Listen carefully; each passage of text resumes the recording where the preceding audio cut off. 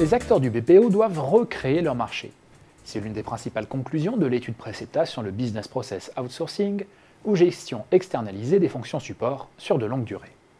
En effet, les trois piliers clés sur lesquels reposent les offres historiques des outsourceurs, à savoir informatisation, réduction des coûts, réponse à un besoin mature, sont en train de se modifier.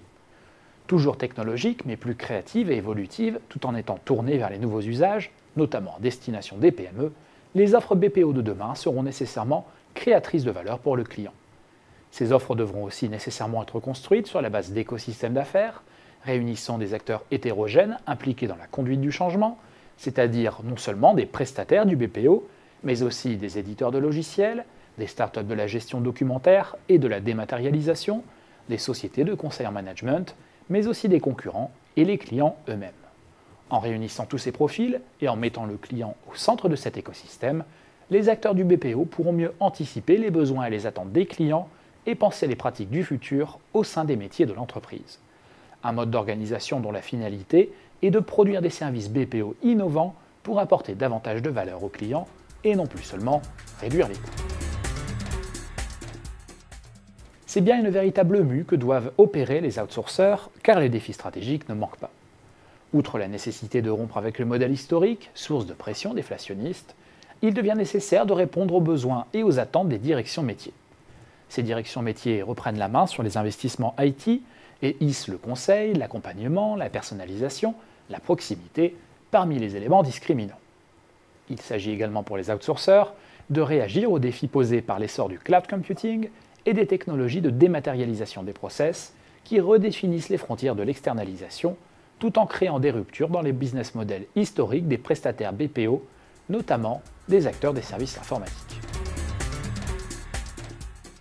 Il faut donc régénérer le concept même de BPO, voire recréer véritablement un nouveau marché, compte tenu des défis stratégiques évoqués précédemment.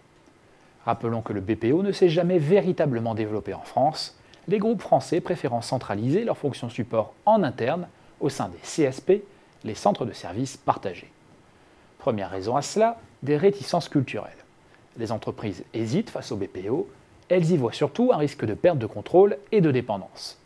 Elles associent également le BPO à un service de moindre qualité.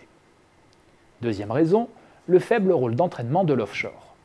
L'offre offshore reste globalement peu structurée, avec une multitude de PME à faible capital. Dernière raison enfin, le peu d'externalisation des services publics. Contrairement à ce qu'il se passe dans les pays anglo-saxons, l'État français délègue peu. Le secteur n'a donc pas bénéficié de l'effet locomotive qui a fait émerger à l'étranger des champions nationaux du BPO. Tout l'enjeu est donc d'évangéliser le marché français en repensant entièrement l'approche du BPO compte tenu du nouveau paradigme productif. C'est à la portée des acteurs généralistes, c'est-à-dire des groupes de services informatiques comme Accenture, Capgemini, Atos, Cognizant, Wipro, Genpact, IBM ou encore Sopra Steria. C'est aussi à la portée des très nombreux spécialistes fonctionnels ou sectoriels, tels HP, Téléperformance, Arvato, Everial, Tessi, DocaPost, CGDIM, SRH ou ADP, pour ne citer que les plus grands. Impossible toutefois de réinventer le BPO sans un réel travail sur la marque.